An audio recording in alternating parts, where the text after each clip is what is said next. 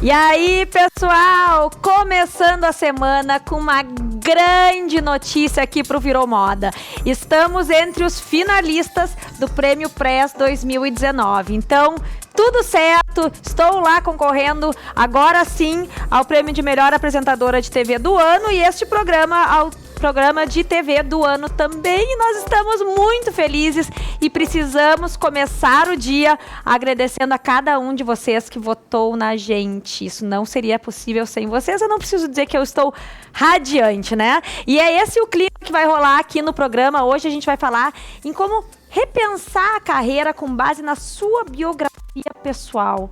Interessante, né? E também falaremos sobre os sabotadores de dieta. Então não perde, fica aí e bora começar o programa.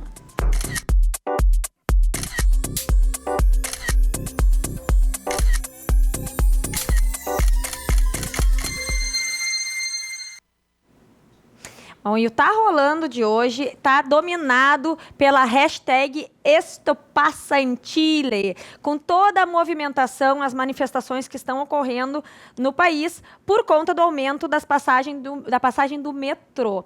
Então, tá uma bagunça, vocês devem estar acompanhando, e essa hashtag está nos Trend Topics, com todo mundo postando manifestações e imagens sobre esses acontecimentos por lá, que não são nada felizes. Mas, enfim, né, é o que está realmente dominando o mundo virtual nos dias de hoje. E a gente vem para cá, para o nosso sofá. Hoje falaremos de carreira e biografia de cada um, né? São dois temas assim que a gente acha inusitados estarem juntos, porque muitas vezes a gente acha que é a carreira que acaba determinando a nossa vida, né? Ou direcionando. E, na verdade, o projeto de vocês, ele traz a biografia como um direcionamento para a carreira. Então, eu estou aqui com a Gabriela Ferreira, especialista em inovação e designer de conexões, e Dulce Ribeiro, coach e aconselhadora biográfica. Gurias, boa tarde, um prazer tê-las aqui. Olá, tudo bem? Tudo ótimo. Então, contem para nós como é que é esse projeto que vocês estão desenvolvendo juntas e que tem por objetivo pegar a biografia de cada um e, a partir daí, trabalhar e repensar a carreira. Quem começa a falar? Vamos levantar o dedinho. Bom, primeiro que nós nos conhecemos, a Gabriela e eu, numa situação bem interessante, porque a gente estava participando de um bate-papo sobre sabotadores femininos, né? Que era a síndrome do impostor, a síndrome da impostora. E nesse bate-papo a gente começou a conversar e começamos a ver que havia, de certa forma, uma afinidade entre o que a gente fazia e também não tem afinidade. A gente pode ver as duas coisas separadas e juntas. Então, como eu trabalho a partir de um olhar antroposófico, que é ver a vida da gente em fases de 7 anos, então, considerando que a cada setênio a gente tem leis biográficas obrigatórias, todo ser humano tem que passar por isso, então dos 0 aos 3 anos todo ser humano vai aprender a caminhar obrigatoriamente, a falar, e lá por em torno dos 6 a 7 anos aprende a pensar. Então quando a gente começa a olhar, estudar a vida a partir deste olhar, nós podemos olhar para essa vida de diversas formas, inclusive com outros pontos importantes, como em torno dos 28 anos, a gente tem algo chamado crise dos talentos. Em torno dos 37, a gente começa a repensar a vocação. Enfim, tem vários pontos assim que são pontos de transformação, oportunidades de transformação para a gente se tornar seres humanos melhores e com condições de atuar a partir do nosso principal diferencial humano, que é a consciência. Então, olhando para a carreira, num caminhar de carreira por aí, a gente pode entender e começar a pesquisar do que tu gostava de brincar, por exemplo, quando tu era pequena, e no brinquedo qual é o papel que tu exercia. Claro que eu estou falando assim muito superficialmente, né, porque isso é um estudo muito aprofundado, e começa a se ver também todas as crenças vinculadas à carreira a partir de crenças familiares, inclusive. Então, famílias de médicos, família de advogados, dentistas, engenheiros.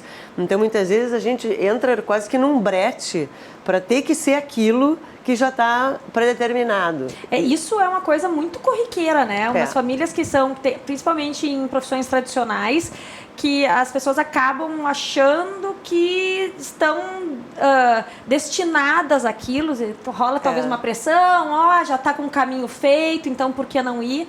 E acaba sendo difícil sair disso. E tem um momento principal, que é em torno dos 18 anos, quando a gente vai acabar escolhendo, e às vezes até antes agora, infelizmente, a gente acaba começando a ter impulsos de vocação, de vontade de fazer alguma coisa, e que muitas vezes por conta dessas crenças a gente não faz. Então, quantas pessoas a gente conhece, né, que começam uma profissão e não é nada daquilo, ou porque o pai queria, ou porque o pai não conseguiu ser aquilo e projeta no filho. Não, tu falou, eu cheguei a ficar arrepiada, porque eu mesmo fiz uma transição com 36, né? Então, tá aí, foi exatamente assim que tu falou. E é interessante porque muitas mulheres, eu sempre falo isso aqui, muitas mulheres que vêm aqui com projetos e trabalhos novos, enfim, elas mudam mais ou menos nessa fase. E elas trazem, daí aí são projetos com brilho na olhada, parece que elas se redescobrem. Então é interessante a gente, então, olhar para isso como força e considerar essas oportunidades para a gente fazer transformação e seguir uma coisa chamada vocação, né? Que cada um tem um papel, um lugar único para ocupar no mundo. E a gente precisa ocupar esse lugar com autenticidade, com força. E para isso a gente também precisa entrar em contato com essas crenças que muitas vezes limitam esse caminho que a gente está aqui para fazer. Então, quando nós começamos a ver o que poderia ter de fio condutor entre o trabalho da Gabriela e o meu, surgiu esse, digamos, produto, né, que a gente está chamando de oficina, que é um encontro de um dia, onde a gente vai trabalhar crenças e valores na biografia e como é que a gente pode olhar para isso, entendendo que isso nos trouxe até aqui, mas é que daqui para frente, como é que a gente pode transformar, né? E aí então entra a Gabriela com o trabalho dela, que agora você pode começar a falar. Então né? Conta, Gabriela, e depois vamos falar um pouquinho mais sobre essa ocasião onde as pessoas estarão juntas para fazer esse trabalho específico. Mas vamos agora para o viés que a Gabriela... Eu achei muito bacana que tu falaste, que assim, a gente tem afinidades e também não tem. E isso é o legal, porque ele traz um olhar diferente sobre o mesmo assunto.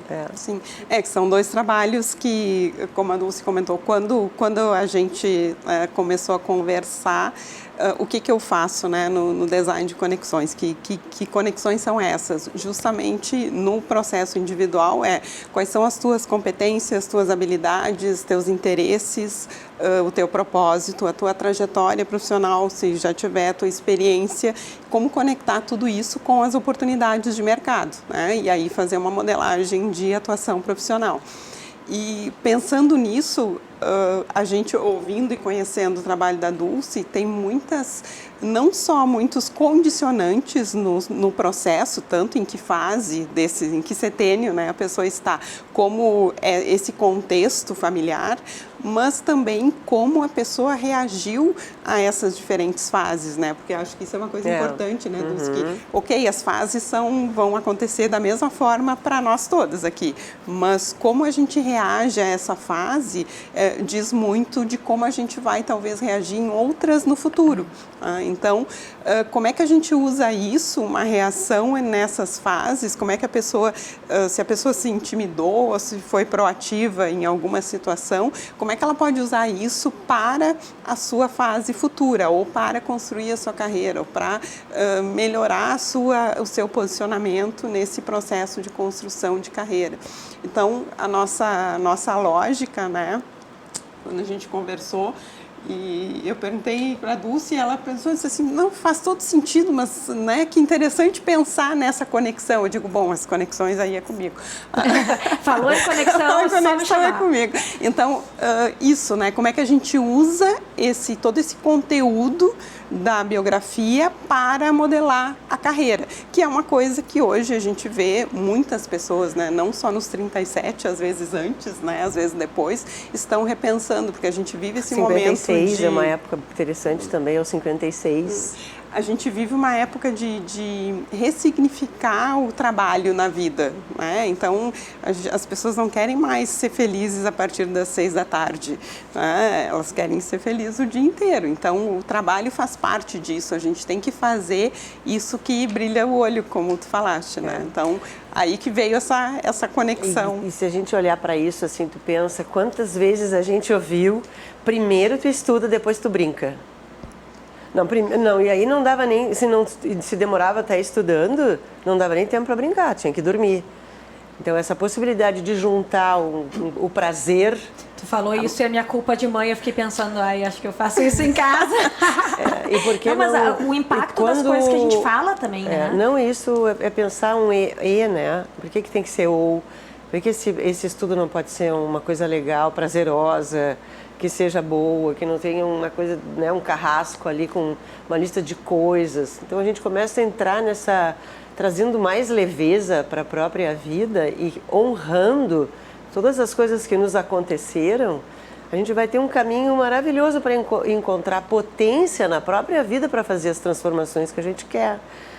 Então, esse processo, isso está ligado muito, essa coisa mais antiga, digamos, faz parte, mas está ligado àquele conceito de trabalho que vem lá da semântica do trabalho, que é... trabalho com sofrimento, né? Exatamente, né? E só que hoje é esse ressignificado do trabalho que está acontecendo, né? Não dá para a gente ficar e separar tanto a vida, porque cada vez a gente trabalha mais realmente, né? Mas e por que a gente não pode fazer algo prazeroso? Trabalhar sim, com algo que senão dê é um prazer. Desperdício de vida, né? Aquela velha história de começar a segunda já pensando na sexta, tentando 7 dias... 5 são um sofrimento. Sim, não perdidos, faz sentido, entre aspas, né? Deixa eu fazer uma pergunta para vocês. Considerando esses setênios, né?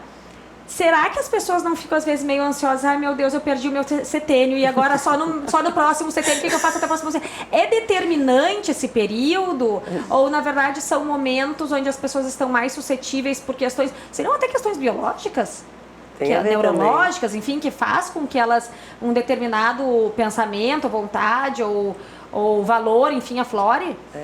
Agora, tem um aspecto, assim, o número 7, né, que é um número de transformação, desde quantas religiões estudaram isso e atuaram a partir desse 7, mas é importante, assim, não é assim, eu perdi um setênio, né, tu pode perder 1 minuto, não tem, assim, esse olhar sobre esses períodos.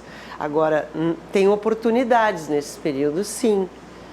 E quando a gente começa a entender e olhar a pessoa a partir disso, ou o filho, ou o aluno, né? Ou na escola Waldorf, um paciente na medicina antroposófica, ou a própria terra na agricultura biodinâmica, que tem a ver também com esse olhar que é o ser humano integrado a tudo, e não apenas a terra, mas...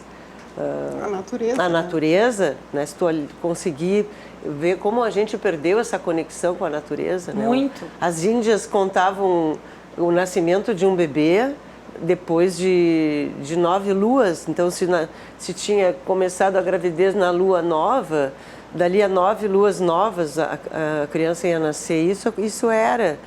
E a gente perdeu a confiança no processo humano, que é vinculado à natureza. Então, por exemplo, tu não tem a menor dúvida que hoje vai anoitecer, né? Vai anoitecer e que depois vai amanhecer. Isso é um processo da natureza. E nós temos processos também que a gente não acredita, a gente não confia no processo, a gente quer antecipar as coisas, né? Pela ansiedade, assim por diante. Então, quando tu consegue olhar com mais amorosidade a tua própria vida, mesmo que ela tenha sido composta de muitas tragédias, muita tristeza, muita frustração, mas quando tu consegue olhar para isso entendendo que isso te trouxe até aqui, isso é potente, junto com todas as outras coisas, a gente consegue se ver capaz de fazer transformação. Então, e entendendo crenças, que muitas vezes, esses dias uma pessoa me perguntou, me disse assim: a minha filha quer fazer vestibular para relações públicas, isso nem dá dinheiro. Ela vai morrer de fome, vou pagar uma faculdade super cara, ela vai morrer de fome. E eu pensei, bom, tchá, passou um risco. O próximo, qual é o outro agora que ela vai...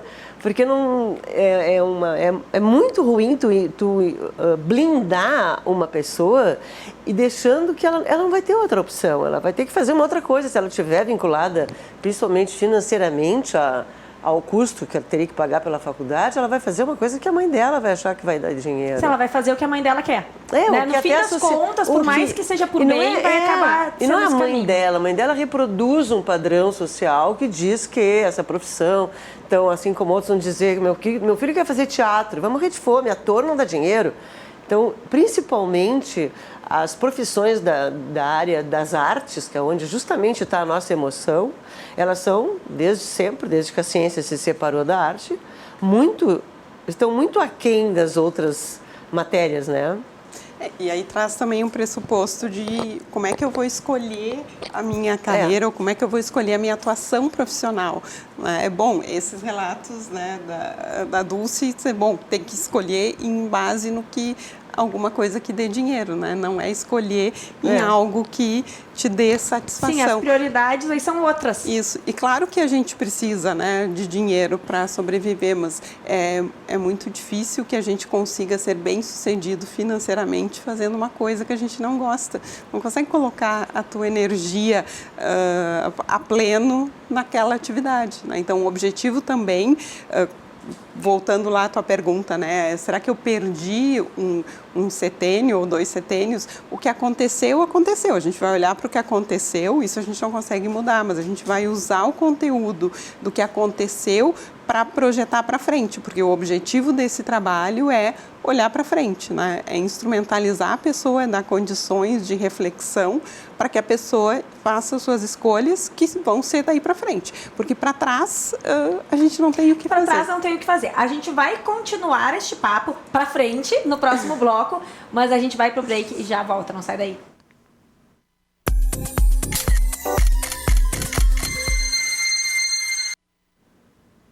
Já de volta e agora é hora do nosso Diário do Bebê, que está cada vez maior, mais gordinho, mais esperto. Roda aí.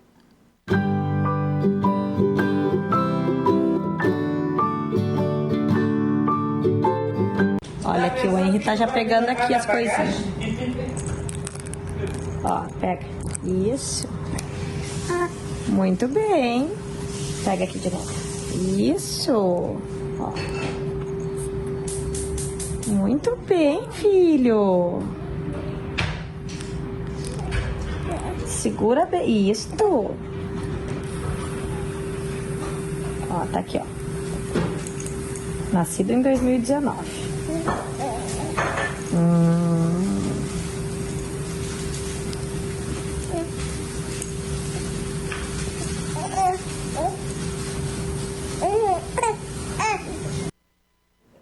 Aí ele é muito fofo, coisa mais amada. Eu fico toda aqui nervosa. Bom, gurias, a gente estava conversando e uma das questões que volta e meia surge, e isso é muito recorrente também aqui no programa, quando a gente vê com os convidados, é como a idade passou a não ser mais um limitador para que as pessoas mudem e tomem, né, ações, atitudes, enfim, eu comentei antes aqui com vocês, eu mesmo, vocês já estão cansados de saber, fiz uma transição de carreira, aos 36 eu decidi mudar, né, e aí, claro, é um processo, e hoje, com 36, a pessoa, na verdade, é muito nova, dá para fazer muita coisa, então, assim, vai pensar que, eu fiz uma faculdade, já gastei tempo, dinheiro, energia com uma carreira e agora eu vou trocar. Essa ideia, ela está se desconstruindo, né? Porque isso vem também a partir de uma ideia... tem várias coisas mudando, né? A gente vive uma era aí de muitas mudanças.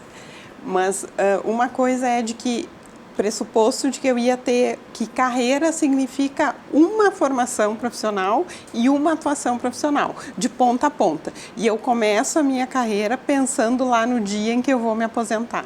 Por vários motivos, né, uns bons, outros não tanto, a gente já não tem esse olhar tão claro sobre quando é que vai ser a aposentadoria. As pessoas acham que nem vão se aposentar mais. Isso eu digo, uns bons, outros nem tanto, né?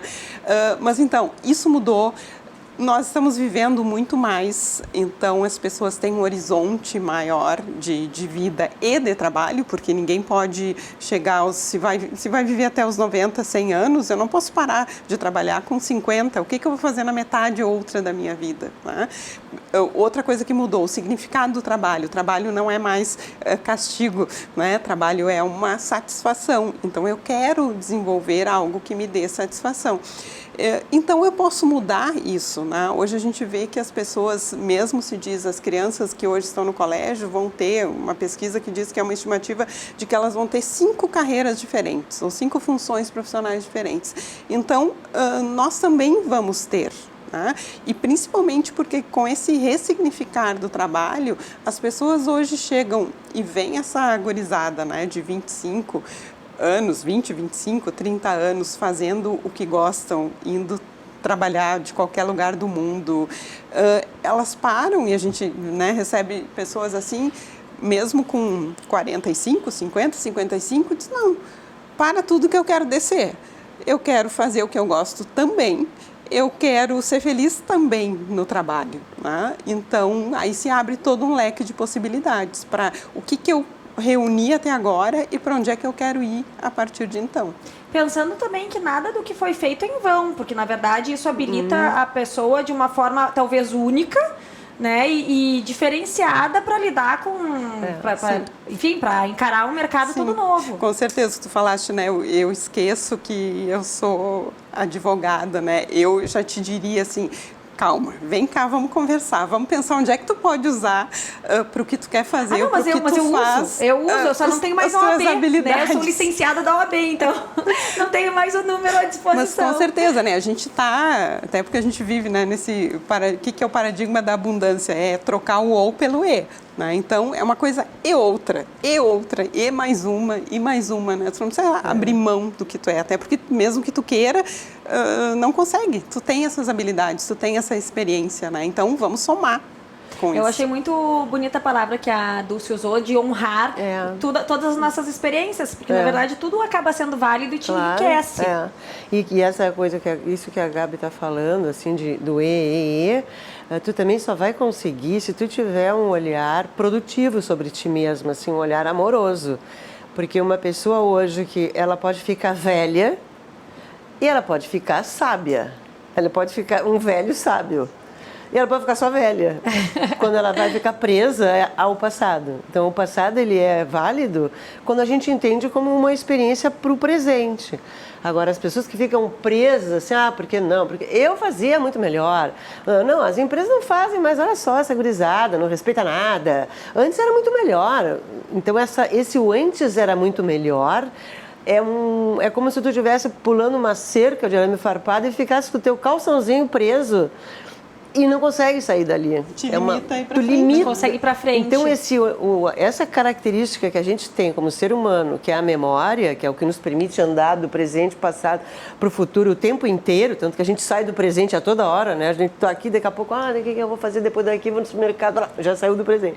Então, essa característica, ela pode fazer com que a gente vá para o passado e fique lá, preso, com uma imensa dificuldade de olhar para as coisas novas que vêm e que servem para a gente evoluir. Então, também, necessariamente, a gente precisa ter um olhar do e para ir fazendo uma construção. E não era lá no passado que era melhor, então eu já cortei. E agora, então, o que é? Agora está uma bagunça. Ninguém sabe. É uma pessoa que está completamente fora do contexto, né? A gente precisa, no sentido do honrar, é ir trazendo esse passado para hoje. E não deixar lá com saudade, ou porque era melhor, Sim, sabe? porque acaba sendo uma visão muito, muito amarga daí da vida, claro, né? Sem uma perspectiva boa de futuro, só fica olhando para trás. Não, e independente de ser amargo ou feliz, o passado, assim, não é a realidade, né? Porque o mundo já mudou. Sim. A gente já está. E muda de uma forma que a gente não tem talvez nem ideia. Muda continuamente. Então, não é a realidade, ponto. Nesse sentido, acho que sou bem pragmática. Aceita que dói menos. E ter um olhar, não um autista, assim, ou Alice no País das Maravilhas, mas um olhar positivo em relação à própria vida, passa a ser fundamental para a gente poder chegar longe. E sem essa amargura, digamos, esse recalque quase muitas vezes, né? E aí se a gente aprofunda vendo crenças e frases, olha, eu fiz esses dias, a gente fez um grupo de café e o tema era frases que marcam. Marcam mesmo, assim. Então tinha uma frase que era assim, do pai para o filho, tá? Eu estava com o filho, mas é um homem de 40 e poucos anos. Então ele disse que o pai dele dizia assim, ó, se eu não boto a mão não funciona. Então isso fazia com que ele, filho, achasse que sempre o pai ia fazer melhor. Ele já achava que ele não tinha capacidade para fazer aquilo que o pai tinha pedido e observava, e aí que era a conversa, que ele também fazia isso na empresa, por ser centralizador. Então uma pessoa que acha que se ela não faz não vai dar certo, ela já está centralizando. Centralização hoje é uma coisa cada vez pior. Né? Ficou meio demodê, né, ser centralizador. É cansativo, né? Que coisa mais, né, pouca. Como é que a gente usa isso, né? Tentando entender o que a gente vai trabalhar nessa... Aí vamos fazer o gancho, porque eu queria que vocês contassem como vai ser essa oficina que vai acontecer dia 29 de novembro. Quantas pessoas estão previstas e como é que vai ser a dinâmica? Mas só para usar antes de a gente falar esse gancho, né, para não perder. Então, isso é uma história, uma parte da biografia que agora a gente usa para frentes. Bom, o mundo realmente mudou. Se tu queres trabalhar em tal área, isso, a centralização em tal empresa não faz sentido, então vai ter que mudar. Essa é a conexão que a gente faz com a biografia para frente, né? Bom, e essa oficina, né, Biografia e Carreira, que vai acontecer então em novembro, ela junta essas duas coisas. Ela vai ser uma imersão, então é um dia inteiro para discutir a carreira, construir, né, pensar ou repensar da carreira a partir desses elementos da biografia. Então é um grupo pequeno, porque realmente é uma imersão e nós precisamos, né, estar aí juntas nessa imersão. Então é um grupo de 8 pessoas em um local muito legal, é uma casa, né, que só está disponível para isso, para eventos, mas é um lugar bem interessante, né, da gente desenvolver o trabalho. E a gente começa com uma etapa de biografia e depois a gente vai para uma etapa de desenvolvimento de modelagem da carreira. E é o dia todo, então das 8h30 às 5h30, o almoço está junto, a gente vai almoçar todo mundo junto. E a ideia de serem 8 pessoas é justamente para a gente poder aprofundar. Então não é um curso, assim, mas a proposta realmente é a oficina. As pessoas vão poder fazer conversas em duplas, fazer reflexões individuais, trocas. Sim, eu só imagino, porque na verdade se vai falar, se uma das abordagens é esse olhar sobre os setênios, vai acabar rolando ali coisas muito legal, né? Os desabafos da vida, trazer todas essas questões que provavelmente impactaram nas decisões, né? Impactaram positivamente também, né? Tem aspectos do nosso passado que impactam positivamente a nossa vida. Eu acho que tudo impacta positivamente. Mesmo as tragédias, a gente acaba aprendendo, né, de alguma forma, com a experiência e tudo. Tu ia falar, né, Gabi? Não, ia te pedir para contar que as pessoas vão ter uma tarefa antes, né? Sim, que é o trabalho, um pré-work, que a gente vai enviar perguntas relativas aos setênios. Então, na inscrição, a pessoa precisa dar a data de nascimento e tudo, para a gente poder ver quantos setênios ela tem. E aí a gente vai fazer perguntas já focadas nesse percorrer da vida com o olhar do trabalho, assim, da carreira mesmo, da vocação, desde o primeiro setênio, assim, do 0 aos 7 anos, em torno de 9, às vezes 12 anos, a pessoa tem um site, assim, de, eu quero ser isso. E às vezes até consegue ser o que teve aquela coisa, assim, naquele momento, não é sempre isso, mas... Sim, aí a pessoa, na verdade, ela já vai fazendo um exercício de refletir sobre o tema, né? Já vai chegar também um pouco mais preparado, já no clima, digamos assim. E é como se fosse um momento, assim, de eu poder dizer, eu não quero isso para mim. Porque durante muito tempo a pessoa não pôde dizer isso. Ou porque era para o pai, para a mãe, para a família, para os filhos, sempre vinculada, muitas vezes vinculada a aspectos financeiros. Então, eu poder ter potência para dizer, eu não quero isso para mim mais, é uma libertação, né? Então, a gente pretende também que essa oficina traga esse olhar de da gente poder ir se libertando de algumas crenças individuais que nos tolhem esse movimento assim de transformação, né, de buscar se aproveitar mais, né, a si mesmo. E Eu estava olhando porque tá pensando. eu queria, na verdade, entender como é que vai ser na prática ali. Então, as pessoas estarão porque às vezes as pessoas também, mas será que eu vou ter que falar da minha vida? Sim. Como é que vai funcionar? Não é, nenhuma de nós duas é terapeuta, Não é terapia. Não é isso, não é terapia em grupo, mas as pessoas vão contar fatos que ela quiser, a gente não trabalha assim a subjetividade das coisas, né? Mas fatos. Então, uma frase que marca para ti, me lembro quando meu pai me dizia, blá, blá, blá. Se a pessoa não quer contar isso, ela não vai contar isso. Não tem assim, agora eu vou ter que contar, se não contar vai ficar chato. Não, ela vai ficar quieta. Olha, não me lembro de nenhuma frase. Pronto. Mas ela vai ficar pensando na frase dela, não precisa compartilhar.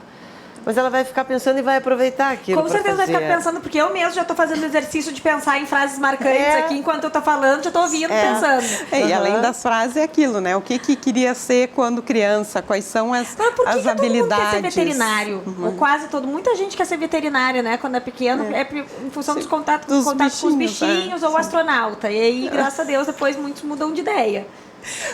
E aí, a partir desses exercícios, né, que a gente faz, a gente desenvolve, então, outros exercícios que aí sim é pensar nas suas habilidades, nas suas competências, nos seus interesses, nas suas características e como colocar isso na atuação profissional.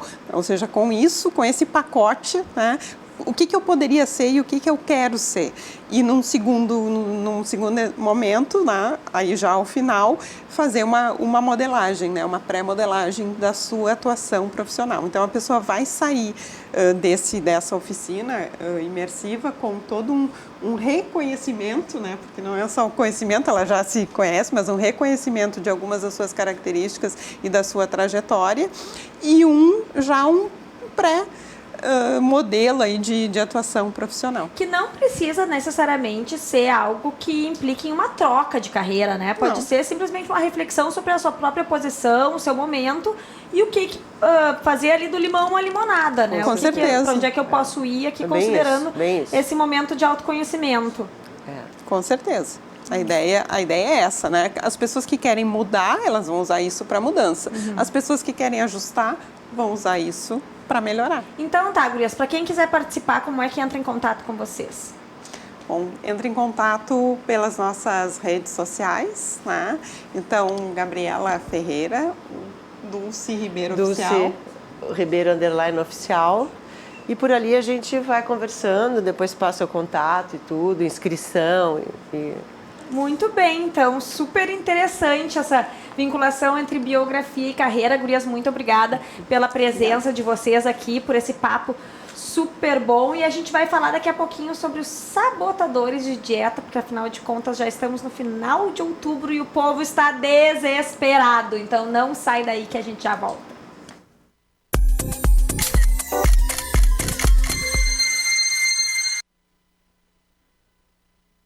É sobre dieta. E aquelas práticas que acabam sabotando qualquer tentativa de perder uns quilinhos. Então, estamos aqui, Alexandra Borba, nutricionista, vai nos dar umas dicas e se ainda há salvação.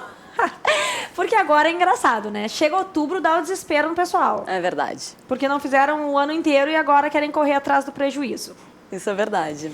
Então, Alexandra, o que tu acha que causa essa sabotagem muitas vezes na dieta? A pessoa vai no nutricionista toda certinha, sai lá com uma dieta personalizada, cheia de amor para dar, certa que vai emagrecer, só que não se emagrece apenas com a dieta na mão, né? Com certeza. Eu acho que, em primeiro lugar, quando a gente decide fazer uma dieta, a gente tem que pensar numa meta. Por exemplo, quero emagrecer X quilos até dia 23 de dezembro. Dentro disso, a gente tem que pensar, por que eu quero emagrecer? Como é que eu vou me sentir com esses quilos a menos? Claro, né, esse objetivo, vamos lá, seguindo a linha do emagrecimento. Sim. Que eu acho que é grande, em geral, a maioria quer perder pelo menos 3 quilinhos, né? Isso. Então, tu vai pensar assim, por que eu quero isso? O que isso me traria de benefícios? Estabelecendo isso, fica mais fácil de a gente seguir um planejamento. Aí, dentro disso, a gente tem que fazer submetas, digamos assim. Então, por exemplo, e metas reais, mas também que te tirem da zona de conforto, né? Então, por exemplo, exercícios físicos. Quantos dias na semana eu vou fazer? É uma coisa real e que tu possa cumprir, escrever isso. Mastigar devagar. Parece besteira, mas não é. É muito importante comer devagar e mastigar devagar. Então, a gente pode colocar metas, por exemplo, largar os talheres 4 vezes no almoço, 4 vezes no jantar. Isso te ajuda a cumprir essa meta, que se der tempo eu falo por que é tão importante. Sono, planejar e dormir bem. Tu sabia que o nosso ritmo circadiano, ele está super relacionado com a nossa saúde metabólica? Por exemplo, exposição à luz noturna, excessos de alimentação durante a noite, tudo isso está super relacionado com ganho de peso, aumento do risco de diabetes. Tem estudos, inclusive, que mostram que uma única noite mal dormida, tu pode aumentar os teus hormônios da fome, a grelina, por exemplo, diminuir teus hormônios da saciedade e ainda aumentar os teus impulsos de comer alimentos calóricos. Porque toda aquela energia que tu não conseguiu recuperar durante o sono, tu tenta conseguir através da comida. Eu tô apavorada, porque isso, pensem numa mãe que não dorme. Não, é verdade. O que sobra pra nós, meu Deus? Depois ela vai entrar nessa questão de como dar a volta verdade, né? nesse hábito, né? Enfim, nesse hábito não, nessa realidade. É uma realidade mesmo, né? O bebê ainda até 1 ano, às vezes até um pouquinho mais, acorda no meio da noite e não só, isso não tem impacto só na alimentação, mas em tudo, né? Não dormir bem, deixa a gente mais cansada, mas também tem tantos benefícios. Não, claro, não dá pra pensar, né? Só que é uma realidade, inclusive aquela cara também. Mas esse é um outro papo, eu ia dizer aquela cara caída, eu tô me achando com a cara caída, que é falta de sono, mas esse é um papo pra depois. Mas, enfim, dentro dessas metas, dessas submetas, podemos colocar infinitos pontos. Então, vou continuar, né? Mas, assim, colocar essas submetas dentro da grande meta é muito importante. Fora isso, por exemplo, querer seguir a dieta de outra pessoa que foi super bem sucedida com determinada dieta. Isso é muito errado. Primeiro, porque gera ansiedade, cada um responde a uma dieta de uma forma diferente. A dieta que é boa para ti não é a mesma dieta que é boa para mim. Eu sempre falo isso até no consultório. A melhor dieta é dieta que tu consegue cumprir, que consegue entrar na tua rotina. Então isso é fundamental. Até isso, nem falar, mas inclusive casais, por exemplo, tem casais que vão no meu consultório. Então, obviamente, eu dou uma dieta mais ou menos parecida, né, para poder cumprir. Mas eu já aviso, o homem normalmente emagrece mais, porque o homem responde melhor a dieta.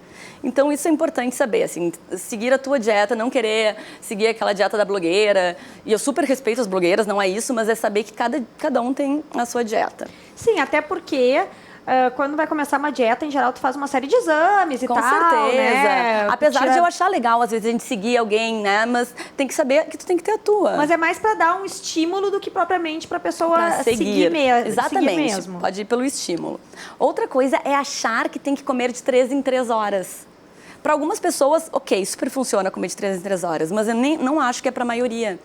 Então, a gente pode ficar algum tempo sem se nutrir e para algumas pessoas, inclusive o jejum intermitente tão falado, pode sim funcionar.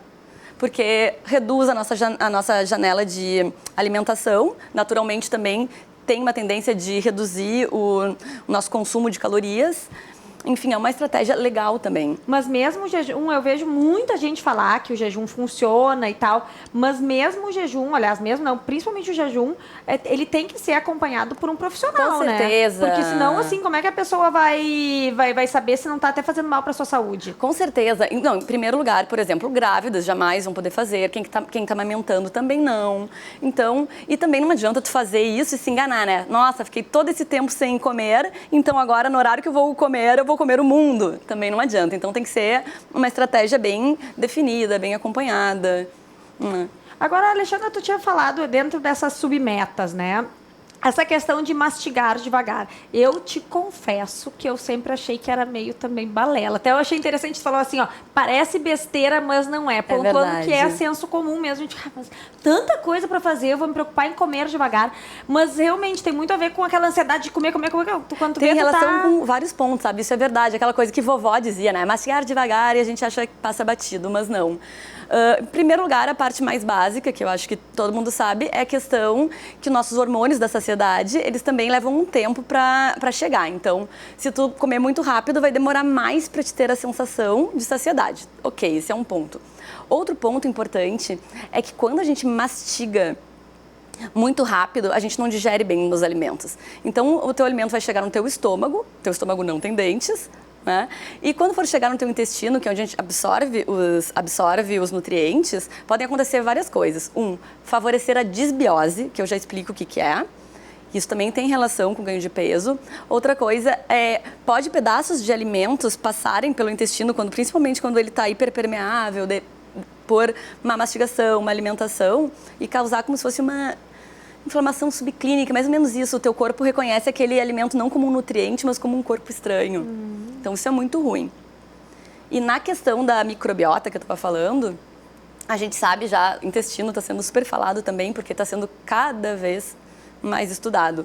Então, por exemplo, a gente sabe que pessoas magras têm uma microbiota diferente de pessoas que têm gordas, pessoas que têm tendência a ganhar peso. O que é uma microbiota? Microbiota intestinal são as bactérias que habitam o nosso intestino, e a gente pode ter mais bactérias, digamos, patogênicas do que benéficas. Esse desequilíbrio, né, e esse desequilíbrio é relacionado, aliás, ele acontece por muitas coisas, desde o parto, a alimentação, exposição à poluição. Tem muitos fatores que determinam essa microbiota.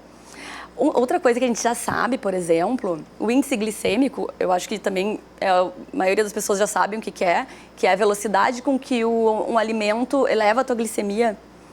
A gente sabe que a microbiota tem um fator muito importante nisso. Então, um alimento que vai fazer um alto índice glicêmico para ti, pode não fazer esse alto índice glicêmico para mim, pela microbiota. Já tem estudos mostrando isso.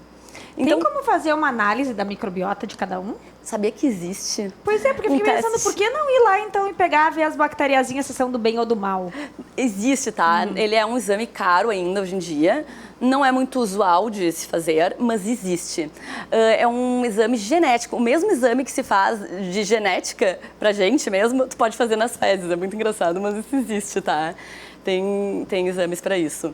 Mas eu acho que, como hoje em dia ainda é muito caro, a gente pode fazer isso com avaliações clínicas mesmo, uma boa anamnese. A gente vai entendendo que a pessoa está com uma disbiose. Então, aí isso já tem uma relação, resposta, né? Já é, sim. Isso tem uma relação muito importante com sobrepeso, com dificuldade de emagrecer. Então, tu vê, assim, uma má mastigação pode também... Claro que ela não é o único fator, mas uma mastigação, ela também pode ser um dos fatores que fazem com que a pessoa tenha essa disbiose. Então, o emagrecimento vou falar uma frase que eu acho muito importante. O emagrecimento, a obesidade, o sobrepeso, é uma doença complexa. É uma doença, sim, orgânica e complexa. Então, não existe soluções simples para problemas complexos. Mas sim existe solução, só que são várias estratégias juntas. Não é só a nutrição comportamental, é importante a nutrição comportamental, muito fundamental, mas também é importante todas as estratégias que tu pode fazer individualizada para aquela pessoa, como qual a melhor dieta, qual a melhor, por exemplo, posso fazer a cetogênica para uma pessoa, pode ser para outra uma mais low carb ou não, uma dieta daqui a pouco mais equilibrada nos macronutrientes. É interessante você estar falando porque a gente tá numa fase onde, inclusive a nutrição, enfim, todas as áreas, elas têm tido um olhar mais amplo sobre a pessoa, né? Não é só simplesmente, eu vou te dar essa dieta aqui, tu vai seguir isso, porque isso tem menos calorias. Com certeza. Então, analisando a vida da pessoa, a pessoa como um todo, seus hábitos, né, suas características, a partir daí é que vai ser dada uma solução ou não. Eu acho isso muito legal e isso, na verdade, até dá um certo alívio, porque não é só tu cortar aquela comida ou não. Com certeza, né? Com certeza. Olhar a pessoa como um todo é a primeira, acho que assim, ela é fundamental, a gente tem que partir disso. A pessoa não é uma máquina, né? Então a gente tem que entender, inclusive isso, qual é o teu perfil? Eu sempre pergunto no meu consultório, tu é uma pessoa que tu come belisca o dia inteiro ou de repente tu tem a tendência de comer muito até se sentir mal, ou às vezes tudo junto, ou às vezes cada um tem o seu estilo. É importante saber qual o teu estilo de personalidade. E as pessoas que bebem vinho assim todo dia, não estou falando de ninguém aqui no recinto. Como é que faz? Porque é um hábito que, na verdade, as pessoas realmente têm incorporados e falam, né, que o álcool é muito calórico. Então, como alterar esse hábito ou, enfim, dar esta curva? Assim, ó, tem que ter muito cuidado para eu pegar e dar uma recomendação em relação a isso, porque assim, existe sim pessoas que bebem todo dia uma taça de vinho e são saudáveis. Porém, a gente sabe que existe um grupo que vai beber isso e pode dar problema, que são pessoas que têm alguma tendência, até genética às vezes, ao alcoolismo. Então, eu não posso dar uma resposta assim... De novo, né? Okay, cada pessoa é uma pessoa. Cada pessoa é uma pessoa. Mas para muitas pessoas, ok, um cálice de vinho não vai ser o problema. Mas temos que sempre individualizar, principalmente assim quando chega no álcool, coisas mais assim. E a falta de sono que tu mencionaste, tem como burlar? Sabe que tem algumas técnicas pra gente melhorar o sono? Por exemplo, tentar largar o celular Levar um pouquinho. o bebê embora da casa. Não, com o bebê já é mais difícil, né? Que ele vai acordar. Tá, mas vamos pensar em condições normais de temperatura e pressão. As pessoas que não estão numa situação atípica dessa do bebê, então como melhorar o sono? Isso, por exemplo, evitar exposição a excesso de luminosidade. Isso é muito importante. Pra gente poder dormir, a gente precisa sim do ambiente escuro. Tá?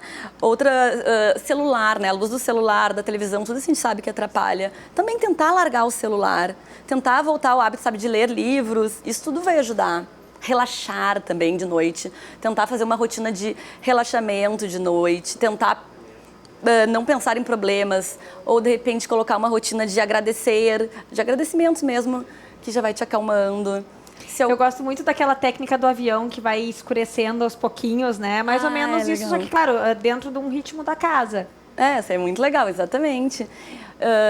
Exatamente isso, fazer meditação para quem consegue. 5 minutos está ótimo, já baixa aquela energia do dia todo. E outra que é o principal, né? Se propor. Colocar, como eu falei das metas. Vamos deitar então às 11 horas, se é uma pessoa, sabe, ou 10h30, daí de acordo com o que for possível na tua rotina. Muito bem. Bom, e o que tu tem de dicas agora para quem está nos ouvindo, de repente pensando, não, eu vou mudar, né? Agora vamos. Tem alguma dica que seja, claro, de novo, né? Lembrando, não é para sair fazendo dieta loucamente sozinho, mas alguma dica que possa favorecer uma perda de peso ou um bem-estar agora às vésperas do verão? Então, mais uma que eu esqueci de falar, assim, de não fazer. Ir em lojas de produtos naturais e sair comprando tudo, porque isso é um super erro. Além de ser um gasto enorme, Além de ser um gasto. Claro que tem coisas muito legais, mas o que pode acontecer? Lá tem coisas super calóricas também, e daí a pessoa assim, pensa, é natural, vou comer. Isso atrapalha um monte. Mas, para finalizar e falar assim, o que a gente pode fazer? Comer devagar, eu acho que é muito importante. Reduzir as porções. Ter consciência do que come. Tá em casa, de repente, anota num bloquinho para te saber o que está comendo. Anotar para te saber exatamente o que tu está fazendo. Beber água é muito importante. E eu acho que é isso, assim, ter consciência, fazer uma autoanálise para tentar ver onde eu estou errando. O que eu estou fazendo de errado, que eu estou engordando? Porque se está engordando, alguma coisa de errado, tu tá... Aliás, essas informações são até interessantes para o caso de a pessoa, antes de ir no nutricionista, já está com todas as informações ali, já chega, a minha situação é essa. Isso é legal, né? Já facilita sabe? bastante.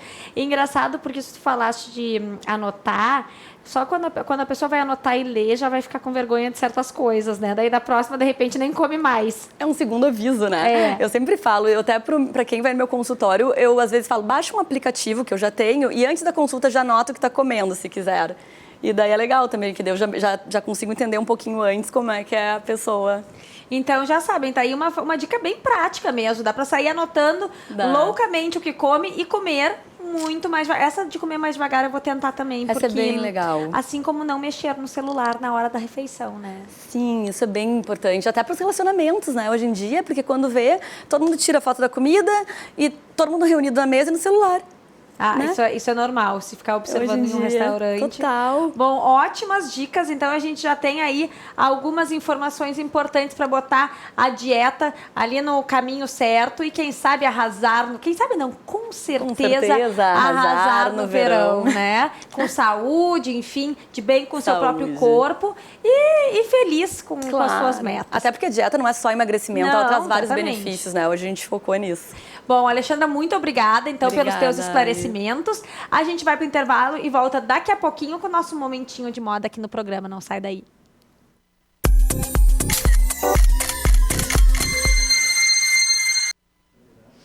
Já de volta e vamos conferir o look do dia. Hoje eu resolvi botar uma combinação bem clássica de vermelho e azul marinho. Vejam como está sendo feita a coisa. Vamos para o escarpin vermelho poderosésimo. Eu vou levantar aqui até para vocês verem. Ó. Esse aqui é super legal de ter, porque é um sapato que quando a gente está com uma roupa básica, ele dá um up imediato. A calça é uma calça alfaiataria, flare, azul marinho, bem clássica. Pode ser usada em várias ocasiões.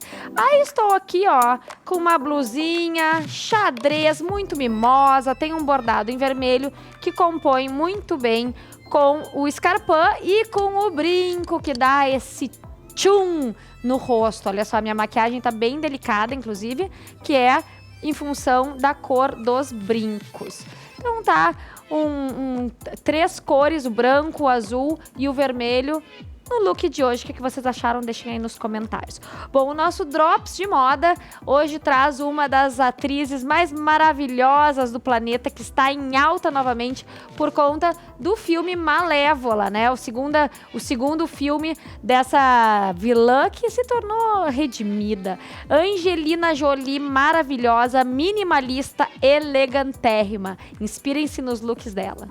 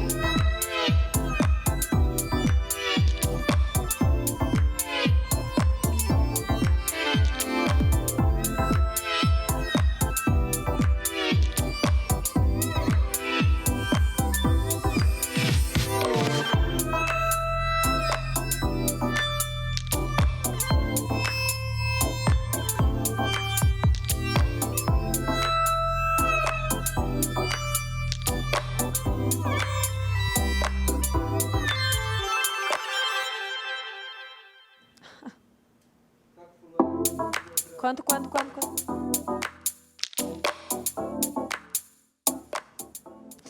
Ela é linda demais e vocês puderam ver que tem um estilo bem elegante e minimalista. Cores, muita monocromia, cores neutras.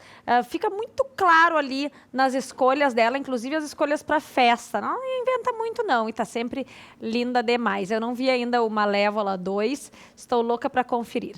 Bom, a gente vai ficando por aqui. Amanhã estamos de volta no mesmo horário e vocês ficam agora com o feed do Capu. Beijo, gente!